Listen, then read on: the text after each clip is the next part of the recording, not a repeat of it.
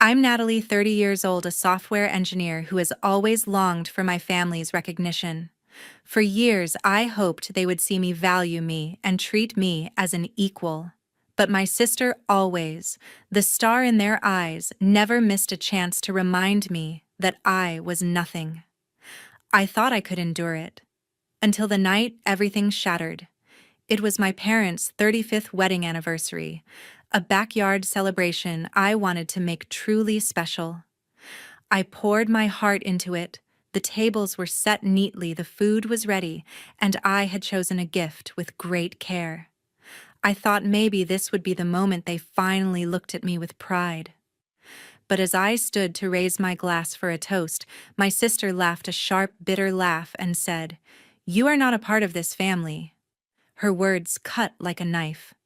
I quietly set my glass down, then said something that left the entire room in stunned silence. My mom's face turned pale, my dad's eyes widened, and my sister was struck speechless. The atmosphere grew so heavy that no one could utter a single word. What happened after that changed everything for me, for them, forever. If you've ever been dismissed by your family or made to feel like an outsider, share your thoughts in the comments. I will read every single one and listen to your story. Growing up in Raleigh, I was always the invisible one. Vanessa, my sister, 3 years older, soaked up every ounce of attention like she was born for it. Diane, my mom, and George, my dad, doted on Vanessa, her charm, her confidence, her everything. She was the golden child, the one who could do no wrong. I wasn't jealous, not exactly, but it hurt to be overlooked. At the dinner table, I'd listen to Mom rave about Vanessa's school plays or her new hairstyle, while my straight A's barely earned a glance from Dad. By 16, I stopped chasing their approval. I focused on what I could control: my grades, my future. That same year, our world shifted. My dad, a salesman with a knack for closing deals, got laid off when his company downsized. The air at home grew heavy. Mom's worried glances, Dad's forced smiles, Vanessa's complaints about missing out on new clothes. Bills stacked up, and the tension was suffocating. I overheard Mom and Dad arguing about money late at night, their voices sharp through the thin walls. I vowed I'd never let that happen to me.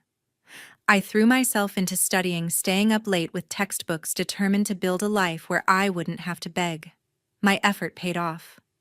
I earned a full scholarship to a tech program at NC State, one of the best around. College was my escape, a chance to prove I was more than the quiet kid in Vanessa's shadow. I graduated at 22 with a software engineering degree and landed a job at a Raleigh tech firm.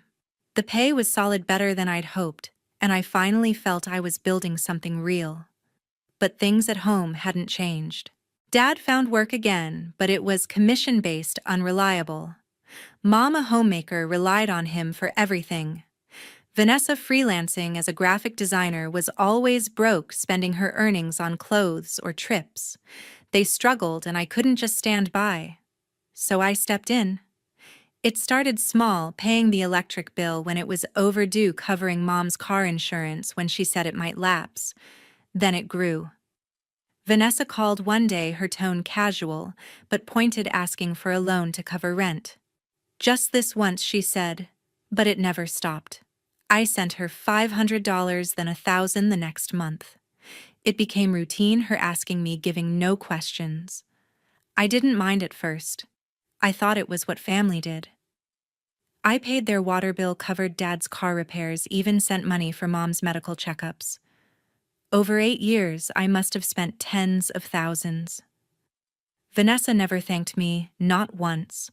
Instead, she'd make snide remarks, calling me Miss Hotshot when I mentioned a work project, or smirking when I showed up in a new coat. Diane would add her own jab, saying I worked too much, that I should settle down instead of chasing promotions. "You're not getting any younger," Natalie, Diane said, once, her tone sharp enough to sting. Dad was kinder, but he'd just shrug like it was my role to keep them afloat. I told myself it was okay. I was doing well. Promotions came fast. My savings grew, and I loved my job. But every time I sent another payment, a knot tightened in my chest. I was their lifeline, but they didn't see me. To them, I was just the bank, not the daughter or sister who wanted to belong. Vanessa's comments cut deeper each time, and Diane's offhand remarks about my life choices didn't help. I started wondering if they cared about me at all, or just what I could give. Planning their anniversary became my way to show I was part of the family, even if Vanessa and Diane acted like I wasn't. I decided to host the celebration in their Raleigh backyard, picturing a warm summer evening with laughter and shared memories.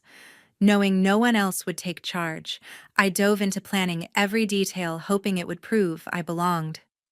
Weeks before the event, I started browsing online for ways to make their backyard feel special. I ordered string lanterns to hang above the tables, imagining a cozy glow over the night. For the menu, I picked a local caterer known for Southern comfort food: fried chicken, cornbread, collard greens, and peach cobbler for dessert. It wasn't high-end, but it felt like home. The catering cost $2,000, not counting rentals for tables, chairs, and linens. The biggest expense was the gift: a wicker outdoor furniture set, chairs, and a table perfect for their patio. It cost $3,000, but I knew Mom loved hosting and Dad enjoyed his evening coffee outside. I wanted it to be a gift they'd cherish. To make it a family effort, I suggested we present the furniture as a joint gift. I called Vanessa to discuss it, keeping my tone upbeat. "I'm handling the catering and decorations," I said. "Maybe we can say the furniture's from both of us." Vanessa scoffed over the phone. "Always splashing your money around, huh?" she said, her voice sharp. I swallowed my frustration, hoping she'd warm up to the idea. I didn't want to fight, not when the party meant so much. I spent days coordinating with the caterer, finalizing the menu and arranging delivery times. I rented glassware and white linens to give the tables a polished look, even borrowing a friend's projector to show old photos of Mom and Dad's wedding day. Every detail was meant to celebrate their love story, to show I cared. Vanessa didn't offer to help, not even with small tasks like picking up extra chairs. When I asked if she could pitch in, she snapped, "You've got it all figured out, don't you?" "Natalie," her words stung, but I pushed forward, focusing on the party. Mom was excited when I shared the plans, though she slipped in a jab about how I should spend less time working and more time finding a husband. "You're too focused on your career," Diane said, her tone cutting. Dad just smiled and said it sounded great, his usual quiet support. I kept Vanessa updated, texting her about the menu and lanterns, hoping she'd show some interest. Her replies were curt one-word texts or silence.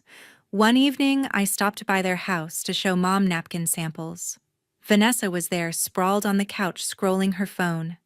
"Going all out, aren't you?" she said, smirking. "What, trying to buy their love?" I gripped the napkins, forcing a calm response. "It's for Mom and Dad," I said. "I thought you'd want it to be special." Vanessa rolled her eyes and went back to her phone.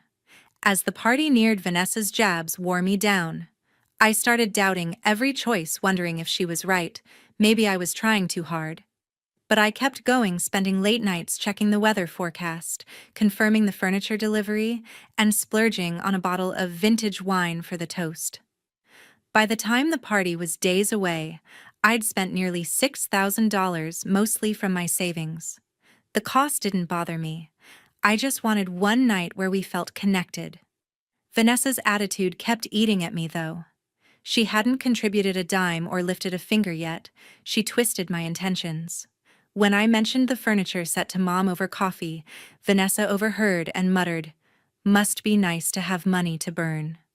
Her words cut deep, but I held back, telling myself the party would change things. I thought seeing it all come together might make her see me as family, not just a paycheck. The night of the party started with hope.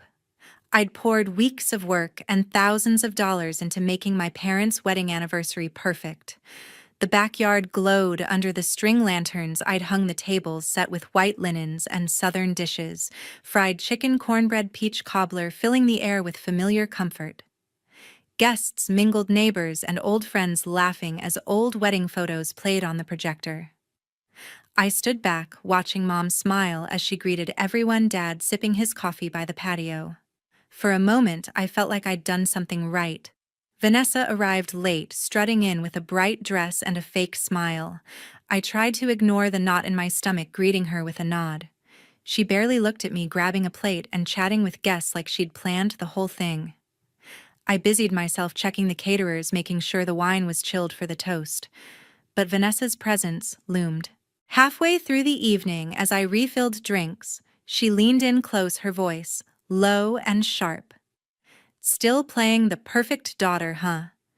Too bad you're too busy with your fancy job to find a husband." Her words hit hard, but I forced a smile, not wanting to ruin the night. Guests were watching, and I didn't want a scene. I kept moving, helping Mom serve dessert, ignoring Vanessa's occasional smirks. Dad pulled me aside to thank me quietly, his eyes warm. "This is wonderful," he said, squeezing my shoulder. It felt good, but Vanessa's jabs kept echoing. As the night went on, she got bolder. When a neighbor complimented my tech career, Vanessa laughed loudly. "Oh, Natalie's all about her big-shot coding life," she said, her tone dripping with mockery. "No time for a real life, though, right?" I clenched my jaw, feeling eyes on me. Mom glanced over but said nothing, her silence louder than Vanessa's words. The moment for the gift arrived. I'd arranged for the wicker furniture set, chairs, and a table sleek and perfect for their patio to be unveiled at the center of the yard. I'd spent $3,000 on it, hoping it'd be a symbol of our family's bond. I stood up, heart racing, and raised my glass for a toast. "Mom and Dad, this is for your 35 years together," I said, gesturing to the covered furniture. "It's from all of us." I glanced at Vanessa, hoping she'd go along with the joint gift idea. Instead, she stood, her face twisted in a sneer. "From all of us," she said loud enough for everyone to hear. "You are not a part of this family, Natalie. You're just showing off with your money." The backyard fell silent. Guests froze, forks clinking against plates. Mom's smile vanished, her eyes darting between us. Dad's coffee cup paused mid-air, his face pale. I felt my chest tighten, the weight of years paying their bills, swallowing their jabs crashing down. Vanessa's words weren't just an insult. They were a blade cutting me out of the family I'd fought to hold together. I could have crumbled, let the hurt swallow me. But something snapped instead. I raised my glass higher, locking eyes with Vanessa. "Perfect," I said, my voice steady but cold. "Then don't ask me for any more money." Gasps rippled through the crowd. Vanessa's smirk faltered, her eyes narrowing. I turned to the caterer nearby, my hands shaking but my resolve firm. "Split the bill for this party," I said, loud enough for everyone to hear. "Vanessa, Mom, Dad, each of you can cover your share." Mom's jaw dropped, and Dad looked like he'd been punched. Vanessa opened her mouth, but no words came out. I set my glass down, grabbed my purse, and walked out, my heels clicking on the patio stones. The night air hit me as I reached my car, my heart pounding. I'd spent years carrying them, and in one moment I'd let it all go. The silence behind me felt heavier than any argument. My apartment, usually a haven, felt empty when I walked in. I dropped my keys on the counter, the sound echoing in the stillness. For years I'd carried their burdens, bills, loans, endless demands, and in one night I'd cut the cord. The freedom was exhilarating, but a hollow ache settled in my chest. I'd stood up for myself, but I was alone. My phone buzzed an hour later. It was Dad, his voice soft and hesitant. "Natalie, I'm sorry," he said. "We didn't mean for things to go like that." I listened, staring at the ceiling, unsure how to respond. He talked about how much the party meant to him and Mom, how they didn't expect me to leave. "We love you," he said, but the words felt heavy, like they came too late. I thanked him, keeping my voice steady, and hung up. Mom called next, her tone shaky. "You didn't have to walk out," she said, almost pleading. "Vanessa was out of line. But we're family." I wanted to believe her, but her silence at the party stung more than Vanessa's insult. "I need time, Mom," I said, ending the call. "Vanessa didn't reach out. No texts, no calls, just silence, as if I'd never existed.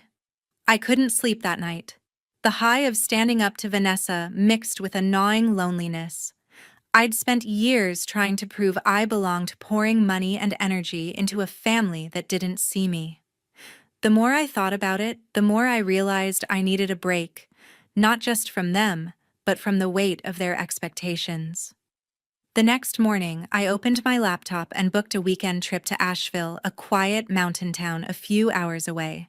I craved the cool air, the rolling hills, a place to clear my head. The ticket cost $300, a small price for peace. Back at work, I threw myself into projects, but the ache lingered. A coworker noticed my distraction and suggested therapy. I'd never considered it before, but the idea stuck. I found Dr. Marilyn Ross, my therapist, through a recommendation. Her office in downtown Raleigh was small but warm, with a soft couch and bookshelves packed with titles on healing. In our first session, I sat nervously, unsure where to start. "Why are you here?" Dr. Ross asked, her voice calm but direct. I told her everything: Vanessa's constant jabs, Mom's dismissive comments, Dad's quiet acceptance, the years of paying their bills, the party that broke me. She listened, nodding, jotting notes. "You've been carrying a lot," she said. "What do you want for yourself now?" That question hit me hard. I'd spent so long trying to be the perfect daughter, the reliable sister, that I'd lost sight of my own needs. Dr. Ross helped me see how much I'd sacrificed: my savings, my time, my sense of self, all to win a place in a family that didn't value me. "You can't control how they treat you," she said, "but you can choose how to move forward." I left her office feeling lighter, like I'd started peeling away layers of guilt. The Asheville trip came a week later. I stayed in a small cabin surrounded by mountains that felt steady and unchanging. I hiked trails, breathed in the crisp air, and let myself think. I wasn't angry anymore, not exactly. I was tired, but also hopeful. For the first time, I saw a life where I didn't have to earn love with money or effort. I journaled every night, writing down what Dr. Ross had said, what I wanted. I wanted freedom, not just from their demands, but from the need to prove myself. When I returned, my phone stayed quiet. Vanessa's silence spoke louder than any apology could. Mom called once more, her voice softer. "We miss you," she said, but I wasn't ready to talk. "I'm figuring things out, Mom," I replied, keeping it short. Dad sent a text, simple and kind, but it didn't erase the years of feeling invisible. Dr. Ross's words echoed: I could choose my path. I started seeing her weekly, unpacking the hurt and building a plan to focus on myself. The loneliness was still there, but it was softer now, mixed with a growing sense of strength. I returned to Raleigh with a quiet resolve to focus on myself, to build a life that wasn't defined by their approval. For the first time, I felt like I could breathe without carrying their weight. Work became my anchor. I'd always loved my job as a software engineer, but I'd let family stress pull me away from it. Now I poured my energy into projects, staying late to refine code and pitching ideas to my team. My manager noticed. A month after the party, she called me into her office. "You've been killing it," she said, offering me a promotion to lead developer. It came with a raise, $10,000 a year, and more responsibility. I accepted, feeling a surge of pride. The promotion wasn't just a title. It was proof I could thrive when I stopped trying to fix everyone else. I shared the news with Ellen, my friend from college, over coffee at a Raleigh cafe. Ellen, always blunt but kind, grinned and raised her mug. "About time you put yourself first," she said. I told her about the party, Vanessa's cruelty, and my decision to walk away. She listened, nodding, then leaned forward. "Don't let them pull you back in," she said. "You've given enough. Keep those boundaries." Her words stuck with me, reinforcing what Dr. Ross had said about choosing my own path. Ellen's support felt like a lifeline, a reminder that I had people who saw me for me, not what I could provide.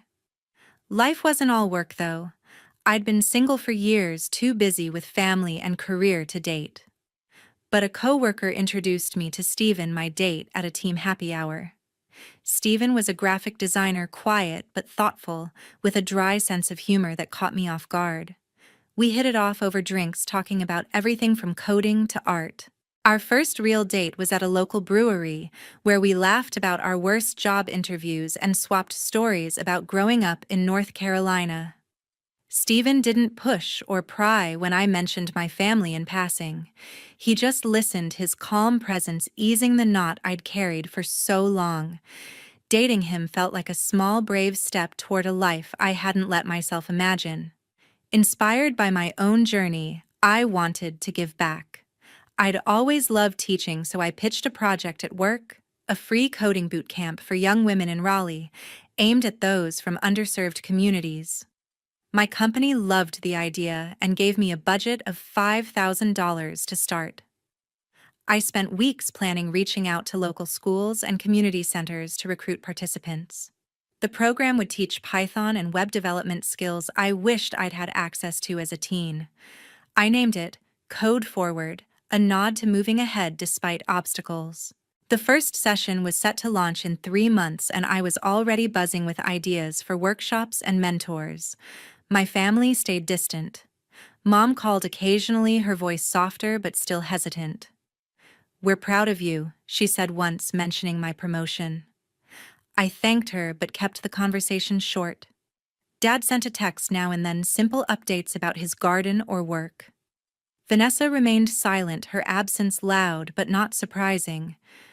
I didn't reach out either. Dr. Ross had helped me see that their validation wasn't my responsibility. I wasn't angry anymore, just focused on building something new. Ellen checked in regularly, texting to make sure I wasn't slipping back into old patterns. "Stay strong," she'd say, half joking, half serious. Her encouragement kept me grounded, especially when doubts crept in. Steven, too, became a steady presence. Our dates turned into weekend hikes or quiet evenings cooking together. He didn't know the full story of my family, but he sensed the weight I'd carried. "You seem happier," he said one night, stirring pasta in my kitchen. I smiled, realizing he was right. Code Forward took shape faster than I expected. I recruited a small team of volunteers, including Ellen, who offered to design flyers. The first workshop filled up within days, with 20 young women signed up. I spent evenings preparing lesson plans, excited to share what I'd learned in a world that often felt out of reach for girls like them. I was no longer the invisible daughter, but the woman who chose her own path. Yet as I built this new world, my family faced the fallout of their choices, and I had to decide how or if I'd stay connected. 3 months after the party, I heard through a mutual friend that Vanessa had lost her freelance graphic design gigs. Her habit of splurging on clothes and vacations had caught up with her. Without my financial support, she couldn't cover rent and had to sell her designer bags and a vintage motorcycle she'd bought on a whim. The news didn't surprise me. Vanessa had always lived beyond her means, expecting me to bail her out. I felt a pang of guilt, but it faded quickly. I'd spent years funding her lifestyle only to be called not family. Her silence since the party spoke volumes, and I wasn't about to step back in. Mom called one evening, her voice strained. "Vanessa's struggling," she said, pausing, as if waiting for me to offer help. I listened, sipping tea in my Raleigh apartment, but didn't respond. "We're cutting back too," she added. She and Dad had sold their second car, a pickup truck Dad loved to cover bills. His commission-based job was unsteady, and Mom's budget was stretched thin without my contributions. "We could use some support," Diane said, her tone hesitant but pointed. I took a deep breath, feeling the old pull to fix their problems. "I can't, Mom," I said firmly. "I've done enough." She went quiet, then mumbled something about understanding before hanging up. The call left me shaken but resolute. I wasn't their bank anymore. Dad texted a week later asking to meet for coffee. I agreed, curious but guarded. At a small cafe near my office, he looked tired, his usual warmth dimmed. "We messed up," he said, stirring his coffee. "I should have stood up for you at the party." His apology felt genuine, But it didn't erase the years of silence while I carried their burdens. I nodded, thanking him, but didn't offer more. "I'm building my own life now, Dad," I said. He smiled faintly, saying he was proud, but I could see the weight of their struggles in his eyes. I left the cafe feeling lighter, knowing I'd held my ground. My life, meanwhile, was blooming. Stephen and I were spending more weekends together exploring Raleigh's parks or trying new recipes in my kitchen. He'd started teaching me about graphic design, laughing when I struggled with color palettes. "You're better at code than art," he teased, kissing my forehead. His support felt effortless, a stark contrast to my family's demands. We weren't rushing things, but being with him made me realize what a real partnership could be: mutual, not one-sided. Code Forward was thriving too. The first cohort of 20 young women had completed their Python course, and their excitement was contagious. One student, a shy 17-year-old, built a simple website for her mom's bakery, beaming when it went live. I spent evenings refining the curriculum, adding lessons on app development. Ellen, who designed our flyers, joined a session to share her marketing expertise. "You're doing something big," she told me after class, her eyes bright. "Don't let anyone take that from you." Her words echoed Dr. Ross's advice, reinforcing my commitment to this new chapter. Vanessa sent a text one day, brief and curt. "Need to talk," it said. I stared at my phone, remembering her sneer at the party. I didn't reply. Dr. Ross had taught me that boundaries weren't just about saying no, they were about protecting my peace. Vanessa's struggles were hers to face, not mine to fix. Mom called again a month later, mentioning they'd downsized to a smaller grocery budget. "We're managing," she said, but her voice hinted at hope I'd step in. "I'm glad you're figuring it out, Mom," I said, keeping my tone neutral. I wasn't cold, just done being their lifeline. As winter settled over Raleigh, I felt a quiet happiness. Stephen and I planned a trip to the coast, and Code Forward secured funding for a second cohort. I wasn't perfect, and some days I missed the idea of my family more than the reality. But I'd learned to choose myself, to build a life that didn't revolve around their approval. I was no longer the invisible one, and that was enough. I carved out my own path. The decision to walk away from my family's demands after that disastrous anniversary party reshaped my world. Raleigh became a city of possibilities, not a reminder of old wounds. I stopped waiting for their calls, stopped hoping for reconciliation. My life was mine now, and the lessons I learned through this journey are ones I want to share with you. Word reached me through a former neighbor that Vanessa was drowning in debt. Her lavish spending, weekend getaways, expensive jewelry had spiraled out of control after her freelance clients dropped her for missed deadlines. She'd pawned her high-end camera equipment, once a source of pride, to cover loan payments. The news didn't stir sympathy. Vanessa's cruel words, "You are not a part of this family," still lingered, a sharp reminder of her dismissal. I'd funneled thousands into her life only to be cast aside. Her struggles were her own now, and I felt no pull to rescue her. Mom and Dad had their own challenges. A friend mentioned they'd traded restaurant dinners for home-cooked meals, cutting corners to stretch their budget. Dad's sales commissions were inconsistent, and Mom had picked up extra shifts at a local bookstore to make ends meet. They'd let go of their weekend golf membership, a small luxury they'd cherished. When Diane called one evening, her voice was heavy. "We're getting by, but it's tough," she said, a subtle hint of expectation in her tone.